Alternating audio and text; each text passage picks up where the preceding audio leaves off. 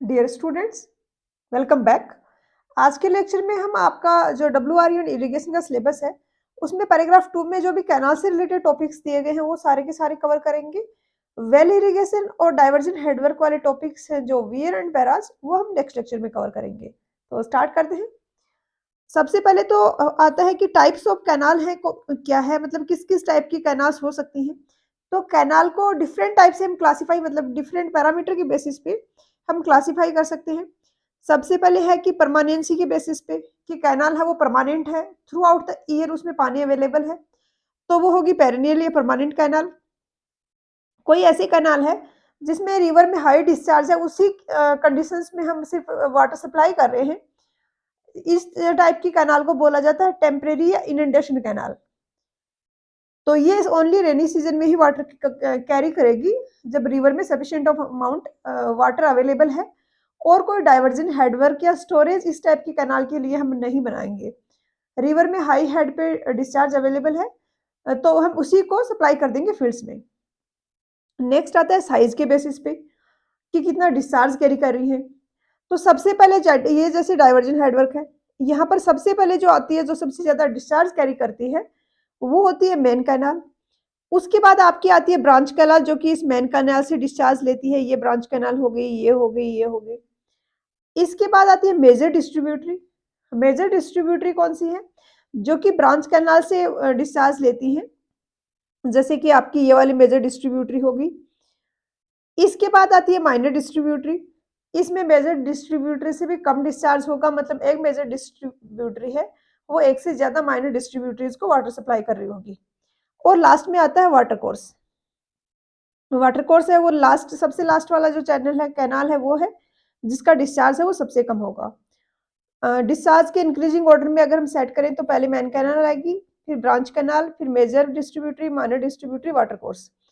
Water course जो है, जिनको फील्ड चैनल भी बोला जाता है कभी कभी, ये जो इरिगेशन डिपार्टमेंट होता है उसके अंडर नहीं होता, इसके मेंटेनेंस वगैरह का काम ये फार्मर्स हैं उनसे वो मेंटेन करते हैं, मतलब उनके द्वारा मेंटेन किए जाते हैं। नेक्स्ट है अलाइनमेंट के बेसिस पे हम कैनाल्स को कैसे क्लासिफाई कर सकते हैं, और ये सबसे ज्यादा इंपॉर्टेंट है आपके एग्जाम पॉइंट ऑफ व्यू से। सबसे ज्यादा क्वेश्चंस आपको इसी टॉपिक से मिलेंगे जो टाइप्स ऑफ कैनाल वाला है उसमें। अलाइनमेंट के बेसिस पे एक हो सकती है वाटर साइड और रिज कैनाल, की जो रिज लाइन है, जो वाटर साइड लाइन है, उसके अलोंग हम डिजाइन करें। दूसरी होती है कंटूर कैनाल की अलाइनमेंट हम करें वो कंटूर्स के अलोंग करें। कंटूर्स क्या है? ऐसे पॉइंट्स जो कि जिनका एलिवेशन है वो इक्वल है।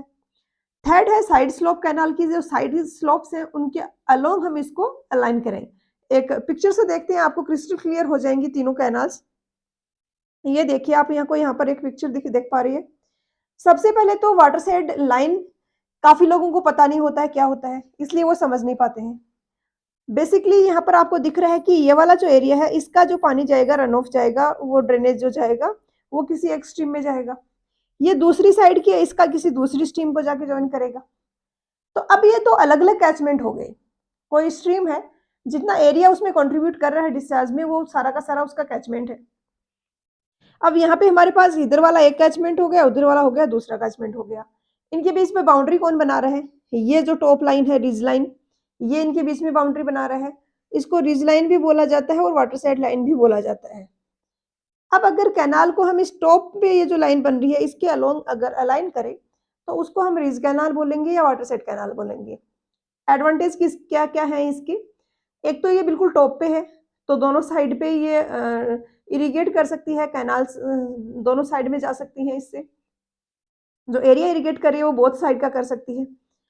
इसी के साथ में क्रॉस ड्रेनेज वर्क इसमें हमें रिक्वायर्ड नहीं होंगे, क्योंकि आपका जो नाले वगैरह जा रहे होंगे बारिश के पानी के, जो ड्रेनेज जा रहा होगा वो जा रहा होगा इस तरीके से, वो ऐसे जा रहा है, और कैनाल आपकी टॉप में जा रही है, तो कहीं कट ही नहीं करेंगे एक दूसरे को। कट नहीं करेंगे तो हमें क्रॉस ड्रेनेज वर्क नहीं रिक्वायर्ड होगा। क्रॉस ड्रेनेज वर्क क्या होता है? कहीं पे कोई स्ट्रीम जा रही है, वो किसी कैनाल को टच क्रॉस कर रही है, कोई कैनाल जा रही है, वो कोई नाला जा रहा है उसको क्रॉस कर रही है, तो ऐसे में हम दोनों को इंडिपेंडेंटली बिना एक दूसरे से इंटरफेयर होने दिए हमें दोनों को फ्लो करवाना होता है, तो हमें कुछ अरेंजमेंट देना होता है उसके लिए। इसको हम बोलते हैं क्रॉस ड्रेनेज वर्क। तो वो रिक्वायरमेंट नहीं होगी तो कॉस्टली नहीं पड़ेगी कैनाल। नेक्स्ट आती है कंटूर कैनाल। कंटूर कैनाल क्या होगी, कंटूर्स के अलोंग होगी। अब यहाँ पे अगर मुझे इक्वल एलिवेशन वाले पॉइंट्स को प्लॉट करना पड़े तो कैसे हो सकते हैं वो? जैसे यहाँ पर कोई पॉइंट है, उसका आरएल है 400 मीटर रिड्यूस लेवल, तो 400 मीटर वाला इधर भी नहीं होगा, इधर भी नहीं होगा, क्योंकि 1 पॉइंट का तो 400 मीटर से ज़्यादा होगा। जो आरएल है वो सेकंड वाले का कम होगा। तो 400 मीटर वाला मुझे मिलेगा इधर चलने पे, तो यहाँ पे दूसरा पॉइंट आ गया, यहाँ पे तीसरा पॉइंट आ गया। इस तरीके से आपका कंटूर होगा। आप अगर कैनाल को इन कंटूर के अलोंग ही अलाइन कर दिया जाए तो हम इसको बोलेंगे कंटूर कैनाल। इसमें क्या-क्या प्रॉपर्टीज होंगी इसकी, कि एक तो ये बोथ साइड इरिगेट नहीं कर पाएगी। अब ये कैनाल के ऊपर थोड़ी ना इरिगेट कर देगी, ग्रेविटेशनल फ्लो से पानी ऊपर तो नहीं जा पाएगा, तो सिर्फ एक ही साइड इरिगेट कर सकती है। दूसरा इसका डिसएडवांटेज क्या है कि ड्रेनेज आपका जो ऐसे जा रहा है, जो पानी की बरसात के नाले आपके ऐसे जा रहे हैं, ये इनको बहुत ज़्यादा कट करेगी। Number of cross drainage required होंगे वो मैक्सिमम होंगे इसमें। थर्ड आता है साइड स्लोप कैनाल, जो कि साइड्स के अलोंग होती है। जैसे कि ये साइड्स का जो स्लोप है इसके अलोंग हम डिजाइन करते हैं, ये 3 वाली नंबर वाली हो गई कैनाल इस तरीके से। इसमें क्या क्रॉस ड्रेनेज वर्क की रिक्वायरमेंट होगी? नहीं होगी, क्योंकि साइड स्लोप्स के अलोंग ही तो आपका ड्रेनेज जा रहे होंगे, बरसात के पानी के नाले इसी डायरेक्शन में तो होंगे। तो ये उनको कट नहीं करेगा, तो क्रॉस ड्रेनेज वर्क ना के बराबर रिक्वायर्ड होगा, क्योंकि ये पैरेलल है ड्रेनेज के। दूसरा क्या होगा कि ये दोनों साइड अब इरिगेट कर सकता है, क्योंकि यहाँ से आप इधर भी इरिगेट कर सकते हो, इधर भी कर सकते हो। तो ये इसका एक एडवांटेज हो गया। अब क्या-क्या इंपॉर्टेंट पॉइंट्स हैं यहाँ पे? अ, हमने कर लिया डिस्कस कि रिज का तो बोथ साइड इरिगेट कर सकती है, तो लार्ज होगा command area, number of cross drainage minimum होगा। कंटूर कैनाल्स की बात करें तो वन साइड पे इरिगेट कर पाएगी और maximum number of cross drainage work required होगा। साइड स्लोप कैनाल का भी हमने कर लिया डिस्कस। नेक्स्ट चलते हैं कैनाल सरफेस के बेसिस पे, कि कैनाल का जो इनर सरफेस है, जैसे कि ये कोई कैनाल है, तो ये वाला सरफेस यहाँ पर कौन से मटेरियल का है, इसके बेसिस पे हम इसको क्लासिफाई कर सकते हैं।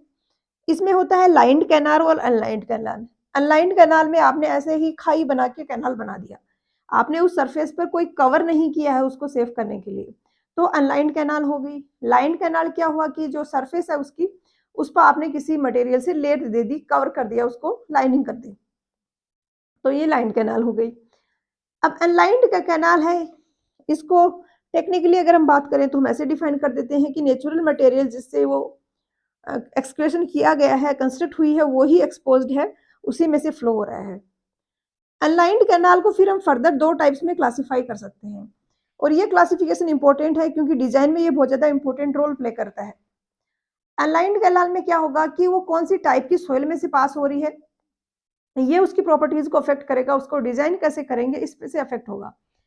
2 टाइप की सॉइल होती है, एक एलुवियल सॉइल होती है, एक नॉन एलुवियल सॉइल होती है। एलुवियल सॉइल ऐसी है कि जिनमें अगर आप वेलोसिटी ज़्यादा रखोगे तो उसमें स्काउरिंग हो जाएगी, और डिपॉजिट्स उसमें काफ़ी सारे होंगे, सिल्ट काफ़ी ज़्यादा होगा, तो आप अगर वेलोसिटी कम करते हो, तो सिल्ट डिपॉजिट होने लग जाएगा। तो वहाँ पर एक क्रिटिकल वेलोसिटी होती है जिसके लिए हमें डिज़ाइन करना होता है, ना हम उससे ज़्यादा कर सकते हैं वेलोसिटी, ना हम कम कर सकते हैं। लाइन कैनाल की अगर बात करें, तो लाइन कैनाल में कम वेलोसिटी रखने से कोई दिक्कत नहीं होती है। ज़्यादा कितने मैक्सिमम रख सकते हैं, वो डिपेंड करता है कि लाइनिंग सरफेस है वो कौन से मटेरियल की बनी हुई है। हमारे पास टेबल्स अवेलेबल हैं कि ये मटेरियल मैक्सिमम इतनी वेलोसिटी बियर कर सकता है, तो उस वेलोसिटी के कॉरस्पॉन्डिंग हम डिजाइन कर सकते हैं इसको। अब एलुवियल कैनाल्स में क्या होगा, नॉन एलुवियल कैनाल्स में क्या होगा, क्ले, लोम इस टाइप की कोई सोइल है जो कि स्टेबल है, तो उनको भी लाइन कैनाल के जैसे ही डिजाइन किया जाता है, क्योंकि यहाँ पर भी अब सिल्टिंग वाला इश्यू नहीं है। मैक्सिमम कितनी वेलोसिटी है जिस पर कि वो सरफेस, कैनाल सरफेस है, कैनाल सेक्शन है, वो स्टेबल रहे, उसके लिए हम डिजाइन कर देते हैं। तो यहाँ पे अनलाइन्ड का क्लासिफिकेशन हो गया, एलुवियल और नॉन एलुवियल, जिसको फर्दर हम डिस्कस करेंगे इसी लेक्चर में आगे, जब हम डिजाइन का स्टडी करेंगे। पर्पज के बेसिस पे कैसे क्लासिफाई कर सकते हैं, एक पावर कैनाल होती है जो कि हाइड्रो पावर के लिए वाटर सप्लाई करने का काम करती है। नेविगेशनल कैनाल होती है जो कि नेविगेशन के पर्पज से है कि उसमें बोट्स वगैरह चल रही हैं। वाटर सप्लाई कैनाल है जो कि किसी पर्टिकुलर एरिया को वाटर सप्लाई करने के लिए डिजाइन की गई है। फीडर कैनाल है जो कि डायरेक्टली इरिगेट नहीं कर रही है, कोई दूसरी कैनाल है जिसको ये वाटर सप्लाई कर रही है जो कि आगे इरिगेशन करेगी। क्लासिफिकेशन हो सकता है बेस्ड ऑन फाइनेंशियल रिटर्न, कुछ ऐसी कैनाल होती हैं, ऐसी स्कीम्स होती हैं इरिगेशन की, जिससे गवर्नमेंट का पर्पस है कि वो जितना पैसा लगा है उसको वापस कलेक्ट कर ले, लोगों से रेवेन्यू से जनरेट हो। इस टाइप की कैनाल होती है प्रोडक्टिव कैनाल, जिनमें कि एनफ रेवेन्यू होता है, जिससे कि वो अपना कॉस्ट और मेंटेनेंस कॉस्ट सारा उससे निकाल लेते हैं। दूसरी प्रोटेक्टिव कैनाल होती है, जो कि गवर्नमेंट उस तरीके से करती है कि अब कोई ड्रॉट का सिचुएशन आ गई है तो आपको लोगों को हेल्प करना है।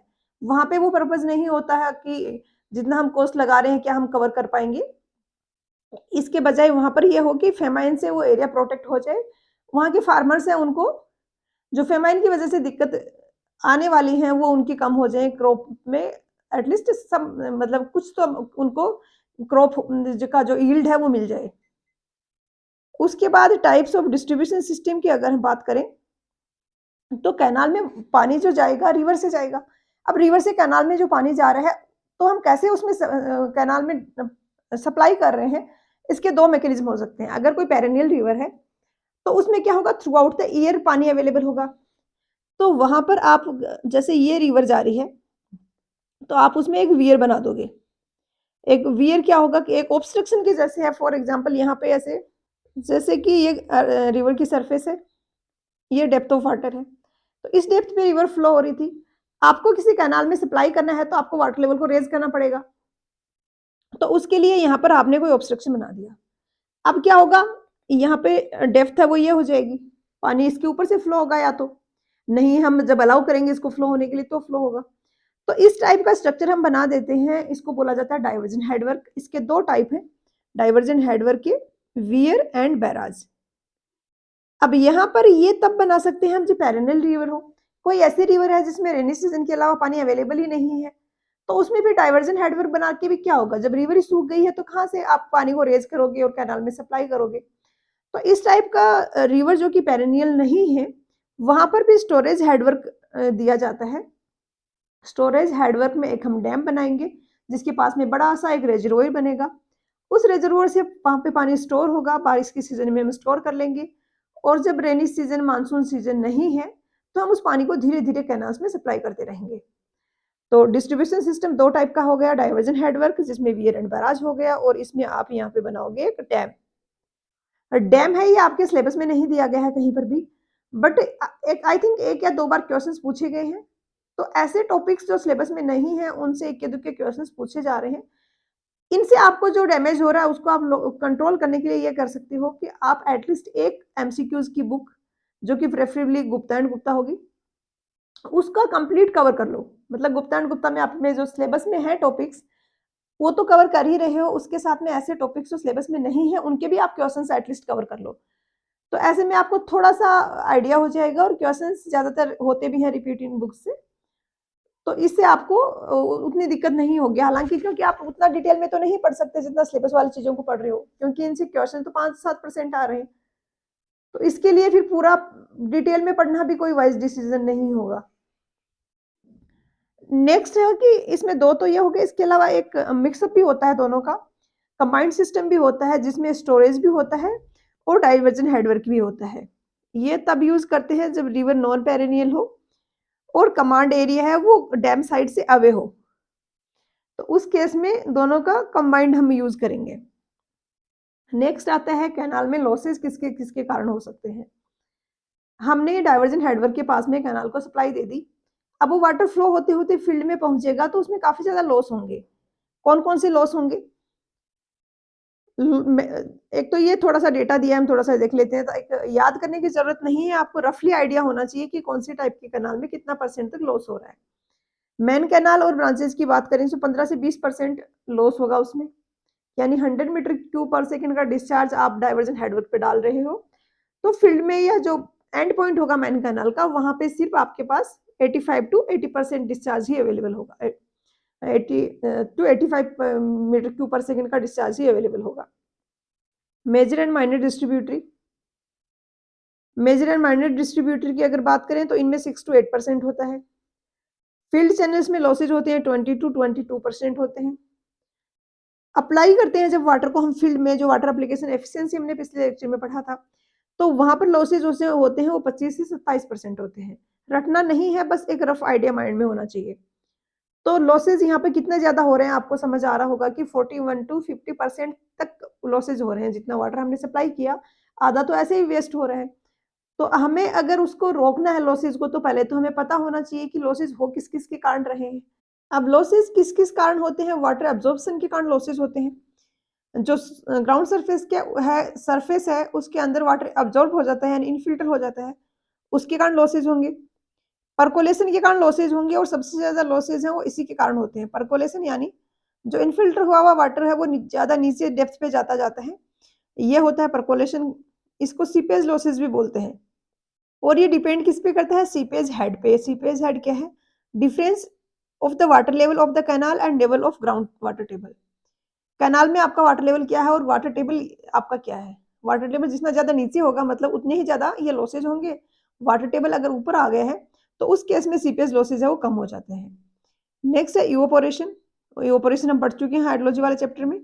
हालाँकि ये काफ़ी कम होते हैं, लेस देन 1% होते हैं ये टोटल जो लॉस हो रहे हैं वाटर का उसका। नेक्स्ट है ट्रांसपिरेशन।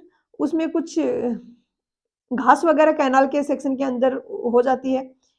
तो वो है उनमें से जो ट्रांसपिरेशन हो रहा है उनकी लीव्स से जो वाटर इवेपोरेट हो रहा है उसके कारण लॉसेज होंगे। ये 4 मेजर रीज़न्स हो गए लॉस होने के। अब इनको हम कैसे ओवरकम कर सकते हैं? इसके लिए हम कैनाल लाइनिंग करते हैं। कैनाल की इनर सरफेस है, उसको हम ऐसे मटेरियल से कवर कर देते हैं, उसकी लाइनिंग कर देते हैं, जो कि परमेबल नहीं है। तो जो सीपेज लॉसेज वगैरह जो मेजर पोर्शन था लॉसेज का इन्फिल्ट्रेशन सीपेज, उसको हम ओवरकम कर देते हैं। तो इसमें इम्परमेबल लेयर हम लगाते हैं साइड्स पर और बॉटम पर कैनाल के। इसके एडवांटेज क्या-क्या होंगे? ऑब्वियसली प्रिवेंटेशन होगा, जो लॉस हो रहा है वो कम हो जाएगा काफ़ी।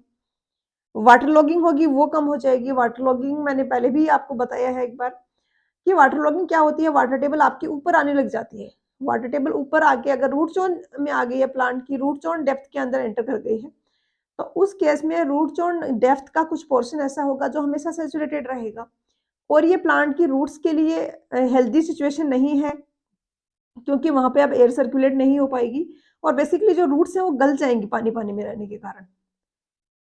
तो वाटर लॉगिंग नहीं होगा अगर सीपेज लॉसेस को हम कंट्रोल कर लेंगे तो। क्योंकि वाटर इनफिल्टर हो के जो परकोलेशन होता था, वो कंटिन्यूअसली होता रहता था तो ही वाटर टेबल ऊपर आती थी और वाटर लॉगिंग का इश्यू होता था। तो इसको हम कंट्रोल कर लेंगे सीपेज लॉस को तो वाटर लॉगिंग का भी प्रॉब्लम सॉल्व हो जाएगा। Low maintenance cost. अगर लाइन्ड कैनाल नहीं है तो उसको बार-बार हमें मेंटेनेंस करना पड़ता है, ध्यान रखना पड़ता है उसका। कहीं ब्रीचिंग नहीं हो रही है, कहीं होल नहीं हो गया है। जो घास वगैरह है उसको टाइम टू टाइम हम क्लीन करते रहें ताकि वो पाथ है उसको ऑब्स्ट्रक्ट ना करें वाटर के पाथ को। तो अगर लाइनिंग हमने कर दी है तो ये सारी मेंटेनेंस कॉस्ट कम हो जाएगी। स्मॉलर क्रॉस सेक्शनल एरिया, क्योंकि अब हाई वेलोसिटी हम अलाउ कर सकते हैं। अब डिस्चार्ज तो सेम है, तो वेलोसिटी अगर ज़्यादा हम अलाउ कर सकते हैं तो एरिया रिक्वायर्ड आपका कम हो गया और एरिया रिक्वायर्ड कम होने के कारण आपका क्या होगा? इकोनॉमिकल हो जाएगा कैनाल। लेस ब्रीचेज़ उसमें लीक वगैरह अगर कहीं पे होता है, होल्स हो जाते हैं, तो वो सारा प्रॉब्लम सॉल्व हो जाएगा। लो इवेपोरेशन लॉस होगा। अब ये थोड़ा टेक्निकल चीज़ है, सिंपल है कि क्या होगा, हायर वेलोसिटी रखेंगे और सेक्शन हो स्मॉल स्मॉल होगा। तो एक तो हायर वेलोसिटी है तो कैनाल को एंट्रेंस से एग्जिट तक जो टाइम लग रहा था, वो कम हो गया। तो कम ड्यूरेशन में इवेपोरेशन हो रहा है तो इवेपोरेशन घट गया।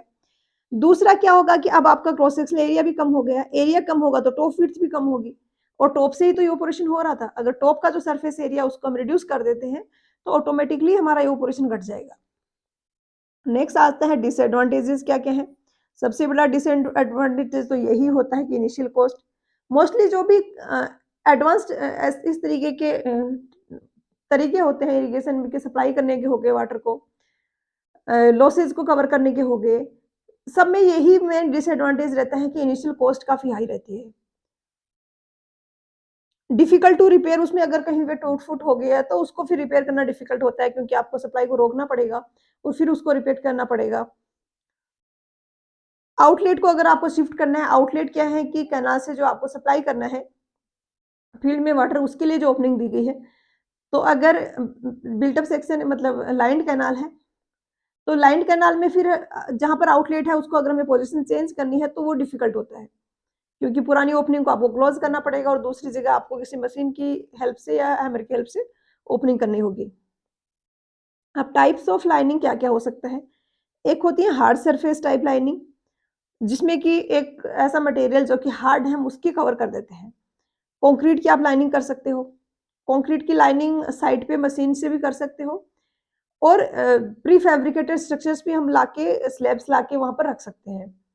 शॉर्टक्रीट की लाइनिंग कर सकते हैं। शॉर्टक्रीट क्या है? सीमेंट मोर्टार है, जो कि अंडर प्रेशर फोर्स किया जाएगा एक नोजल से सरफेस ऑफ सबग्रेड पे। मतलब ये जैसे चैनल सेक्शन है तो यहाँ पर लाइनिंग करनी है, तो अंडर प्रेशर इसको हम एक फोर्स के साथ में इस पे अप्लाई करेंगे। ये शॉर्टक्रीट लाइनिंग होगी।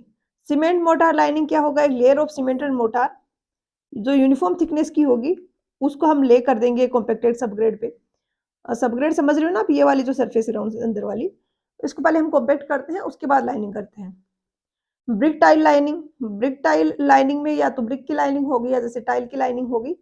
तो बर्न्ड क्ले टाइल है, इसमें क्या है? या तो सिंगल लेयर होगा या डबल लेयर होगा। इनको सीमेंट मोर्टार बीच में जॉइंट करने के लिए हम यूज करते हैं, और मतलब 2 लेयर्स में हम लगा देते हैं टाइल्स को या ब्रिक्स को।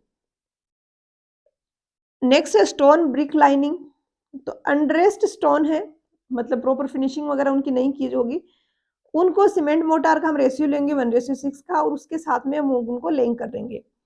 एस्फाल्टिंग कंक्रीट लाइनिंग, इसमें एस्फाल्ट कंक्रीट है, जो कि किसका मिक्सचर है? एस्फाल्ट का और सीमेंट का और ग्रेडेड एग्रीगेट का। मतलब कंक्रीट के जैसा ही हमने इसमें एस्फाल्ट भी ऐड कर दिया है, तो हम इसकी लाइनिंग कर सकते हैं। नेक्स्ट आती है बरीड मेम्ब्रेन लाइनिंग, जिसमें कि ऐसा मटेरियल जो कि हार्ड नहीं है बट वो इम्परमेबल है। तो हम क्या करेंगे?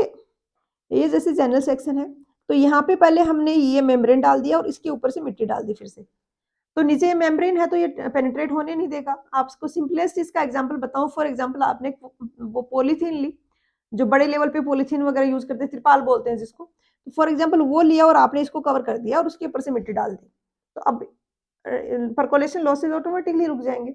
वाटर इनफिल्टर होगा कहाँ से? क्योंकि नीचे तो इम्परमेबल लेयर आई हुई है, उसको कवर हमें करना पड़ता है क्योंकि ये हार्ड सरफेस नहीं है, स्ट्रॉन्ग नहीं है।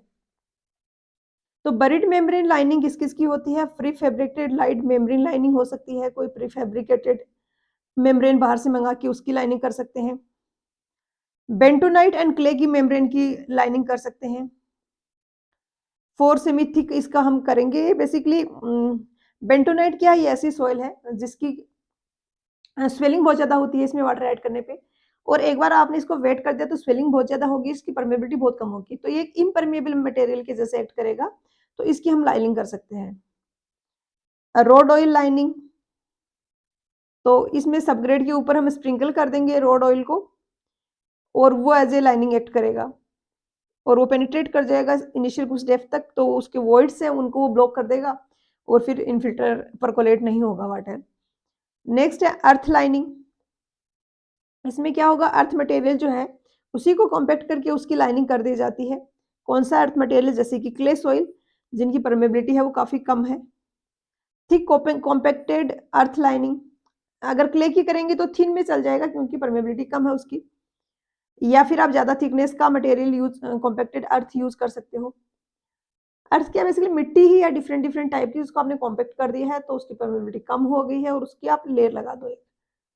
लूजली प्लेस्ड अर्थ लाइनिंग, क्ले सॉइल कि बिना कॉम्पैक्ट किए हम लाइनिंग लगा दें। स्टेबलाइज्ड सॉइल लाइनिंग, कोई सॉइल है उसको स्टेबलाइज कर लिया, पहले इम्परवियस बना लिया है, उसकी लाइनिंग कर दें। Soil cement lining, soil on cement है, वो सुटेबल प्रोपोर्शन में लेके मिक्स करके वहां पर हम उस मिक्सचर की लाइनिंग कर दें। अब ड्रेनेज ऑफ लाइनिंग है, ये अच्छा टॉपिक है। बेसिकली होगा क्या कि लाइनिंग सरफेस है, फॉर एग्जांपल हार्ड लाइनिंग है या कोई दूसरा है, तो उसके नीचे वाटर कुछ तो पेनिट्रेट होगा, वो वाटर है उसमें वो अपलिफ्ट प्रेशर एक्ट कर रहा होगा, अपलिफ्ट प्रेशर एक्ट करने के कारण वो उसको ब्रेक कर सकता है। आगे अगर आप वियर और बैराज वाले चैप्टर्स पढ़ोगे, हम करेंगे डिस्कस आगे के लेक्चर्स में, तो आपको ज्यादा अच्छे से समझ आएगा। बेसिकली कहीं पे भी अगर एच हेड एक्ट कर रहा है तो वहां पर डब्ल्यू एच का प्रेशर एक्ट कर रहा होगा। अब ये सेम चीज होती है अगर फॉर एग्जाम्पल ये आपने कॉन्क्रीट की लाइनिंग लगाई है और इसके नीचे यहाँ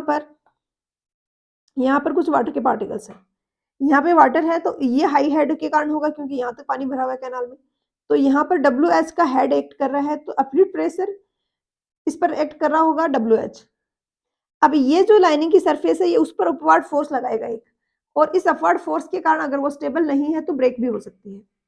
तो जो वाटर पेनिट्रेट कर चुका है उसको हम डिस्पोज करने के लिए ड्रेनेज देते हैं, ताकि जो हेड अंदर डेवलप हो रहा है वो रिलीज हो पाए टाइम के साथ में, और लाइनिंग आपकी है वो डैमेज ना हो। अब हम बात अब हम बात करते हैं कैनाल्स के डिजाइन का। जैसा कि हमने क्लासिफिकेशन में देखा था कि दो टाइप की कैनाल्स होती है, लाइंड और अनलाइंड। और अनलाइंड है उनको हमने फर्दर क्लासिफाई किया था एलुवियल कैनाल और नॉन एलुवियल कैनाल। तो तीनों का अलग अलग टाइप से डिजाइन होता है। तो सबसे पहले देखते हैं हम नॉन एलुवियल चैनल्स का डिजाइन। इनमें जो एक परमिसिबल मैक्सिमम परमिसिबल वेलोसिटी होगी उसके बेसिस पे हम इसको डिजाइन करते हैं।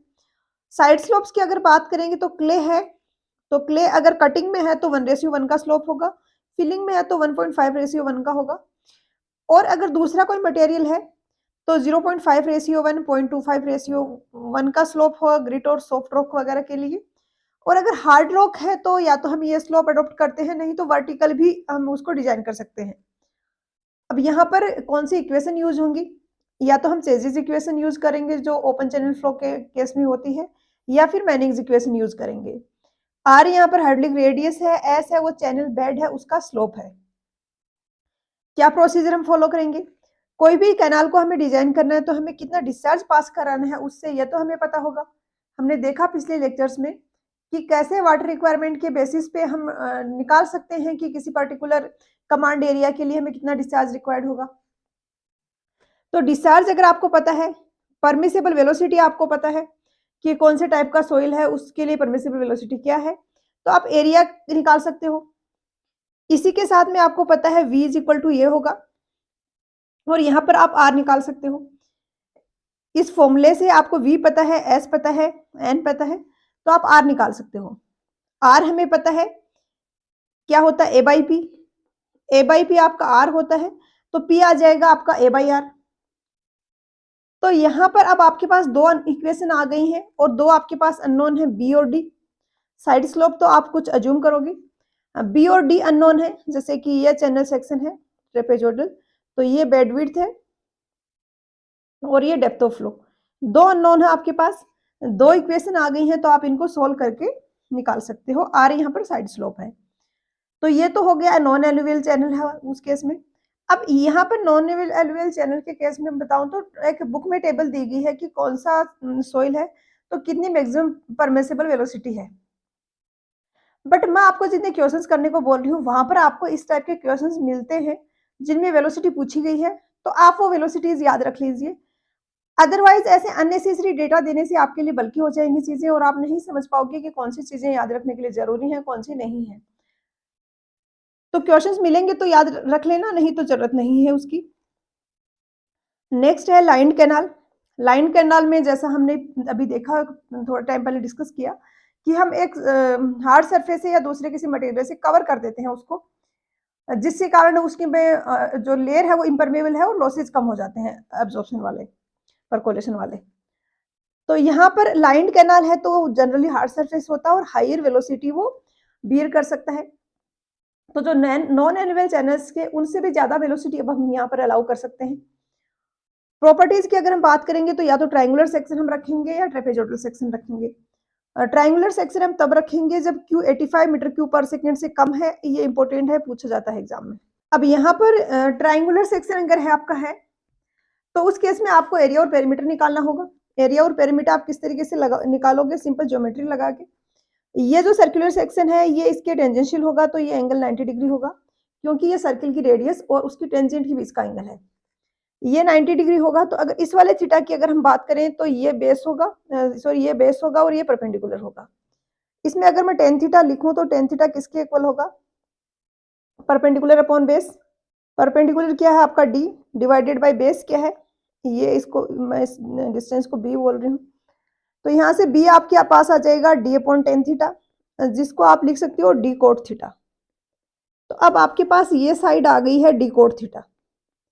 अब तो सिंपल है, आपको अगर एरिया निकालना है तो आप एक तो ये सर्कुलर पोर्शन का ये सेगमेंट का एरिया निकाल लीजिए और ये दो ट्राइंगल बन रहे हैं इनका एरिया ऐड कर दीजिए। सर्कुलर सेक्शन का एरिया कैसे निकालेंगे, ये सेम चीजें एनवायरनमेंट में भी यूज होती हैं। तो चाहे तो आप डायरेक्टली फॉर्मूला याद रख लें, उसमें भी कोई दिक्कत वाली बात नहीं है।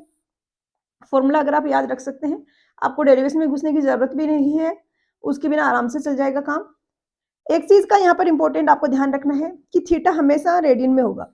कहीं पर भी थीटा साइन के, कॉस के इनके अंदर आ रहा है, साइन थीटा, कॉस थीटा, तो आपकी कैलकुलेटर की सेटिंग पे डिपेंड करता है, आप उसको रेडियन में भी ले सकते हो, डिग्री में भी ले सकते हो।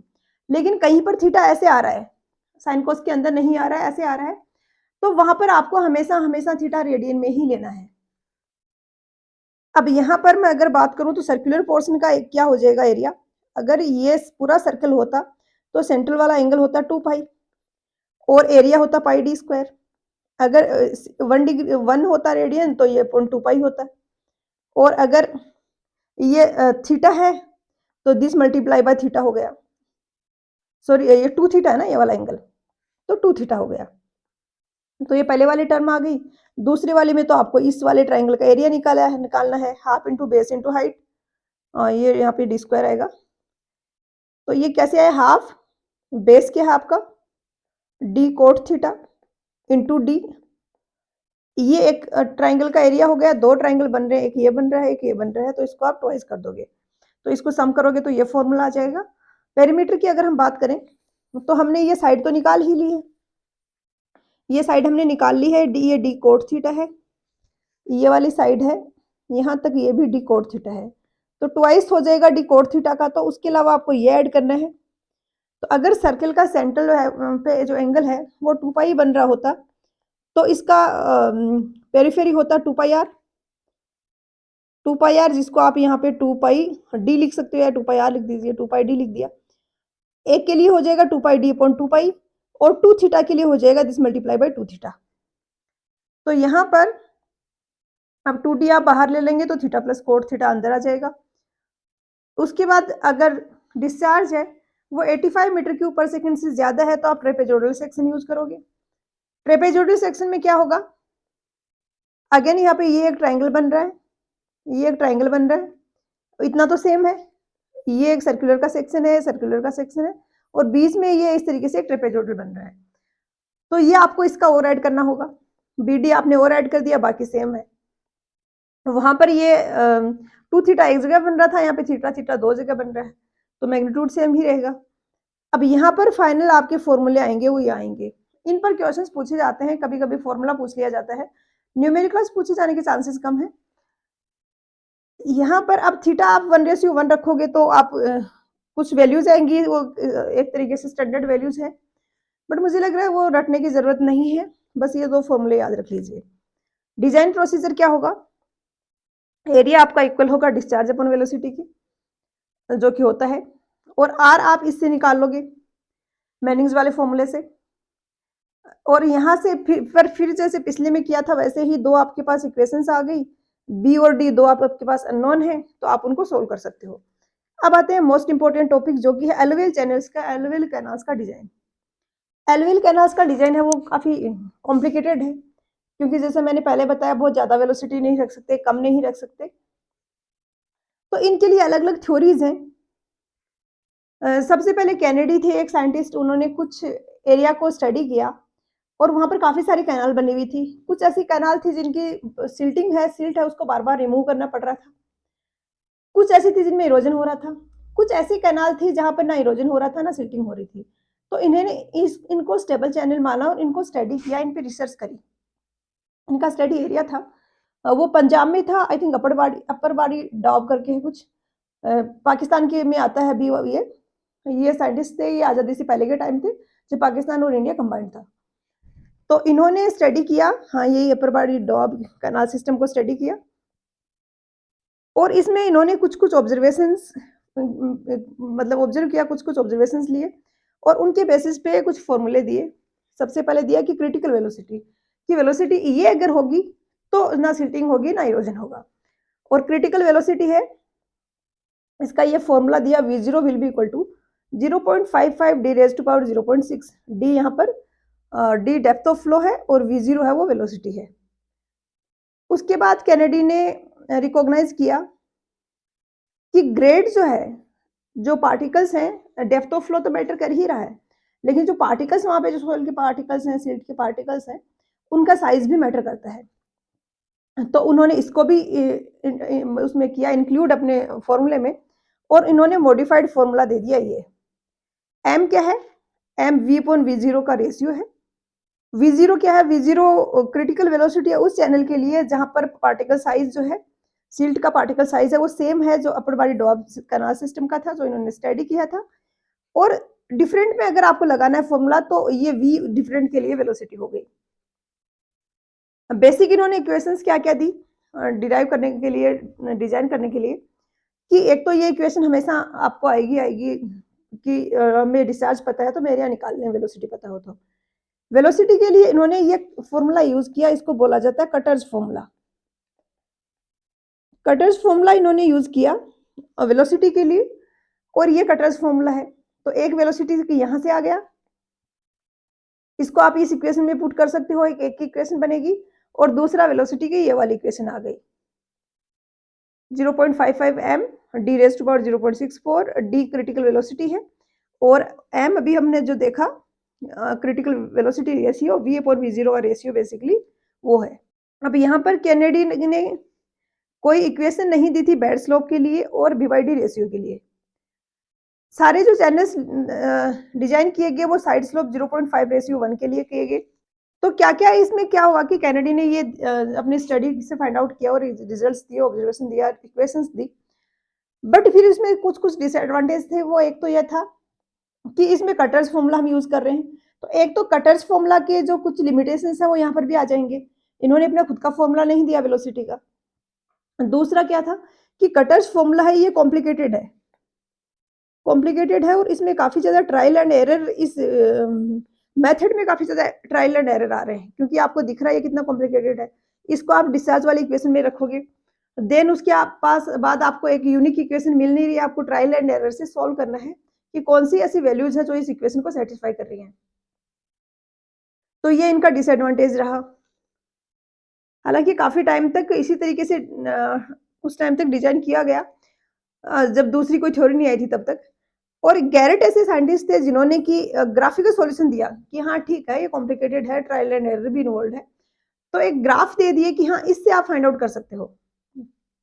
तो ये क्वेश्चन पूछा जाता है कि गैरेट्स ने कौन सी थ्योरी के लिए ग्राफिकल सॉल्यूशन दिया था। तो कैनेडीज थ्योरी है जो इतनी कॉम्प्लिकेटेड थी उसके लिए ऑब्वियसली उन्होंने ग्राफिकल सॉल्यूशन दिया था। तो ड्रॉबैक क्या क्या हो गए, खुद की इक्वेशन नहीं दी, कटर की इक्वेशन दी, और इन्होंने एक और ड्रॉबैक ये था कि बेड स्लोप और जो बी/डी का रेशियो है कि या तो बी/डी रेशियो दो नहीं तो स्लोप दो, कुछ तो दो दोनों में से, नहीं तो एक यूनिक सॉल्यूशन नहीं मिल पाएगा। बहुत सारे पॉसिबल सेक्शंस हमें मिलेंगे, क्योंकि बी/डी अगर हम कुछ लेते हैं तो उसके बेसिस पे अलग अलग मिलेंगे हमें। उसके बाद सिल्ट चार्ज को इन्होंने कंसिडर नहीं किया कि सिल्ट का कंसंट्रेशन कितना है, साइज को तो कंसिडर किया बट अमाउंट ऑफ सिल्ट कितना प्रेजेंट है इसको कंसिडर नहीं किया गया। और ट्रायल एंड एरर था इसमें, ये भी ठीक है। उसके बाद आई लेसी। कैनेडी और लेसी दोनों ही काफी इंपॉर्टेंट थ्योरीज हैं आपके एग्जाम पॉइंट ऑफ व्यू से। एक और यहाँ पर डिसएडवांटेज है, कैनेडी ने ये माना था कि सिर्फ बॉटम से ही करंट वो निकलती हैं जो सस्पेंशन में रख रही हैं। बेसिकली था कि जो करंट्स निकल रही हैं जो कि सिल्ट को सस्पेंशन में रख रही हैं वो बॉटम से निकलती हैं, ये कैनेडी ने माना था। तो इसलिए इन्होंने सिर्फ डेप्थ ऑफ फ्लो को ही इंपॉर्टेंट पैरामीटर माना, कैनेडी ने डेप्थ ऑफ फ्लो को ही इंपॉर्टेंट पैरामीटर माना। लेकिन लेसी ने ये चीज फाइंड आउट करी बाद में कि साइड से जो करंट निकल रही हैं वो भी सिल्ट को सस्पेंशन में रखने में हेल्प कर रही हैं। तो इन्होंने यहाँ पर जो पैरामीटर लिया वो इन्होंने लिया आर, जो कि होता है हार्डलिक रेडियस, जो कि साइड स्लोप है उसको भी इंक्लूड करेगा, हार्डलिक रेडियस। लेसी ने दी एक रिजाइम थ्योरी, इस पर भी क्वेश्चंस पूछे जाते हैं। इन्होंने क्या बोला कि चैनल है वो एलुवियम टाइप में सॉइल में कंस्ट्रक्टेड है, उसका डिस्चार्ज सर्टेन है, उसमें कुछ स्काउरिंग होगी कहीं पर, कभी कहीं सेल्टिंग होगी, विड्थ और डेप्थ मतलब विड्थ और बेड स्लोप है वो एडजस्ट होंगे। विड्थ जो है चैनल की, जो डेप्थ ऑफ फ्लो है, जो बेड स्लोप है, ये सारे के सारे एडजस्ट होंगे, इनमें मॉडिफिकेशंस होंगे और कुछ टाइम बाद में एक इक्विलिब्रियम की कंडीशन रीच हो जाएगी। अब ये एक रिजाइम चैनल बन चुका है जिसमें कि जिस मटेरियल का वो बना हुआ है, सिल्ट उसमें प्रेजेंट है वो भी उसी मटेरियल का है, सेक्शन है वो मॉडिफाई हो चुका है, मतलब खुद के अकॉर्डिंग वो एडजस्ट करके इक्विलिब्रियम में पहुंच जाएगा, ये इनका कहना था बेसिकली। इंपॉर्टेंट टर्म यहाँ पे इन्होंने क्या क्या यूज की, एक तो ये कि इनकोरेंट एलुवियम, तो ये कभी कभी टर्म्स पे भी क्वेश्चंस पूछ लिए जाते हैं। इनकोरेंट एलुवियम क्या है, एक लूज ग्रेनुलर मटेरियल है जो कि इजीली स्क्वायर हो जाता है और इजीली डिपॉजिट भी हो जाता है वेलोसिटी कम हो तो। रिजाइम चैनल स्टेबल चैनल है एक ऐसा जिसकी डेप्थ, विड्थ, बेड स्लोप तीनों में मॉडिफिकेशन हो चुके हैं और अब वो इक्विलिब्रियम में पहुंच गया है। अब उसमें ना सिल्टिंग हो रही है, ना स्काउरिंग हो रही है, ना उसमें कोई डायमेंशन चेंज हो रही है। डिस्चार्ज भी कांस्टेंट है और डेप्थ ऑफ फ्लो और बाकी पैरामीटर्स भी, बेड स्लोप और विड्थ वगैरह कांस्टेंट है। नेक्स्ट आता है रिजाइम कंडीशन। एक चैनल है वो यूनिफॉर्मली अनलिमिटेड इन कोरेंट एलुवियम में फ्लो हो रहा है। सेम कैरेक्टर उसका है जो कि वो चैनल सिल्ट कैरी कर रहा है, उसका मतलब चैनल जो सिल्ट कैरी कर रहा है और जो बेड सरफेस है उसके वो सेम मटेरियल के बने हुए हैं, तो ये रिजाइम कंडीशन होगी। यूनिफॉर्मली मतलब डिस्चार्ज भी कांस्टेंट है। Discharge is constant, silt grade and silt charge are constant. Silt grade यानी जो पार्टिकल, सिल्ट के पार्टिकल्स हैं उनका साइज, सिल्ट चार्ज यानी उनका अमाउंट, मतलब कितना परसेंटेज कह सकते हो या कितना ज्यादा है, मतलब बहुत ज्यादा सिल्ट प्रेजेंट है, कम अमाउंट ऑफ सिल्ट प्रेजेंट है। ट्रू रिजाइम क्या होगा, सारी कंडीशंस अगर फुली सेटिस्फाई हो रही है ऊपर वाली तो चैनल है वो ट्रू रिजाइम में होगा। अब इन्होंने क्या बोला कि आर्टिफिशियल चैनल है उनमें भी रिजाइम होगा। एक इनिशियल रिजाइम होगा, इनिशियल रिजाइम में क्या होगा, बेड स्लोप एंड डेप्थ है वो तो एडजस्ट हो चुके हैं बट अभी भी इनकी स्टेबिलिटी टेम्परेरी है बिकॉज विड्थ अभी एडजस्ट नहीं हुई है। ये थोड़ा सा हाइपोथेटिकल से आपको पढ़ने में लग रहा होगा बट आपको बस ये इंपॉर्टेंट टर्म्स है, इनको पिक करना है, आपके लिए मोर देन एनफ होगा। जैसे कि इनिशियल डिजाइन में विड्थ ऑफ चैनल अभी स्टेबल नहीं हुआ है, तो इनिशियली इक्विलिब्रियम की कंडीशन बनेगी, स्टेबल होगा बट अभी कंप्लीट स्टेबल नहीं हुआ है। फाइनल डिजाइन क्या होगा कि विड्थ भी एडजस्ट हो गई, विड्थ भी एडजस्ट हो गई, डेप्थ और बेड स्लोप पहले ही एडजस्ट हो गए थे, अब उसमें ना सिल्टिंग हो रही है ना स्काउरिंग हो रही है, बस अच्छे से चैनल फ्लो हो रहा है। नेक्स्ट आता है परमानेंट रिजाइम, इस पर भी क्वेश्चंस कभी कभी पूछता है एग्जामिनर। लाइन कैनाल को इन्होंने परमानेंट रिजाइम बोला कि वो तो परमानेंट रिजाइम की कंडीशंस में है, उनमें कोई सिल्टिंग स्काउरिंग कुछ भी नहीं होगा। तो एक तो फाइनल रिजाइम और एक है परमानेंट रिजाइम। फाइनल रिजाइम किसके लिए था, जो एलुवियम सॉइल में बना हुआ चैनल उसके लिए, और जो परमानेंट रिजाइम है ये था लाइन कैनाल के लिए। इसके बाद ये इक्वेशन इन्होंने दी कि एफ जो है वो इक्वल होगा 1.76, फ्रिक्शन फैक्टर था I think, silt laces factor था, इस एफ का को बोलते हैं जो लेसिस फैक्टर, ये इक्वल होगा 1.76 एमआर का root, MR average particle size या डायमीटर जो एमएम में होगा, मतलब D50 साइज, D50 ऐसा साइज सीव का जिससे 50% पार्टिकल्स पास हो रहे हैं वो साइज है और इसको हम एमएम में लेंगे, यहाँ पे इस फॉर्मूले में एमएम में रखेंगे। उसके बाद इन्होंने वेलोसिटी की इक्वेशन दी 2/5 एफ आर का रूट, आर यहाँ पर आपकी हाइड्रोलिक रेडियस है। इसके बाद F square is equal to ये आया। अब यहाँ पर चार तो इक्वेशन ये है और चार इनकी मॉडिफाइड इक्वेशन है। बेस्ट तो ये होगा कि आप सारी याद रख लो, नहीं तो आप अगर सारी नहीं भी रख पा रहे हो तो जो डिराइव्ड वाली इक्वेशन है वो जरूर याद रखें क्योंकि उन पे क्वेश्चंस बहुत ज्यादा पूछे जाते हैं। तो ये जो चार थे ये चारों इक्वेशन होगी, इन्हीं से डिराइव करके ये वाली इक्वेशन लाई गई है बट मुझे लग रहा है कि डायरेक्टली याद रख लो, ज्यादा ठीक रहेगा एग्जाम में। तो ये चार इक्वेशन ये हो गई, इनसे डिराइव्ड इक्वेशन एक ये हो गई। ये इक्वेशन इसमें भी यूज होती है और इसके अलावा भी काफी जगह यूज होती है, तो ये तो सिंपल सी आपको याद होनी चाहिए। वी आप इससे निकाल सकते हो क्योंकि डिस्चार्ज आपके पास पता है, एफ निकाल लिया आपने एम से, और वी निकाल सकते हो। हार्डलिक रेडियस क्या होगा 5/2 वी स्क्वायर अपॉन एफ, और एस का ये इक्वेशन है F 5/3 3340 Q raise to power 1/6। कुछ भी आपको याद रखना है, बेस्ट तरीका क्या है एक बार याद करो, अगले दिन उसको लिखने की कोशिश करो, जहां पे नहीं रिकॉल कर पा रहे हो वहां से देख लो उसमें फॉर्मूला बुक में, उसके बाद 2-4 दिन बाद फिर से उसको रिकॉल करने की कोशिश करो और इस तरीके से 4 से 5 साइकिल के बाद में चीजें याद हो जाती हैं। हाँ, फ्रीक्वेंट आपको रिविजन फिर भी जरूरत पड़ेगी ऐसे रटने वाली चीजों में, बट हाँ काफी हद तक रिटेन हो जाएंगी चीजें। लेसिस रिजाइम स्काउट डेप्थ एक यहाँ पर टर्म यूज की गई थी, वो थी 1.35 Q ratio Q square upon F raise to power 1/3। इस पर भी कभी कभी क्वेश्चंस एग्जाम में आपको देखने को मिलेंगे और ये आगे भी कुछ-कुछ अलग चैप्टर्स में यूज़ होती है, तो ये इम्पोर्टेंट है। सारे ही इम्पोर्टेंट है यहाँ पर जो फॉर्मूले दिए हैं। स्मॉल क्यू जहाँ पर भी आ रहा है, वो Q/T है यानी डिस्चार्ज पर यूनिट विड्थ। तो ये लेसिस फॉर्मूला हो गया। यही मैंने आपके सिलेबस में लिखे हुए हैं केनेडी और लेसी और इन्हीं से आते हैं क्वेश्चंस में मोस्टली। तो ये आपका डिजाइन ऑफ कैनाल्स वाला चैप्टर खत्म हो गया है। नेक्स्ट के हम क्वेश्चंस करेंगे नेक्स्ट सेशन में हम।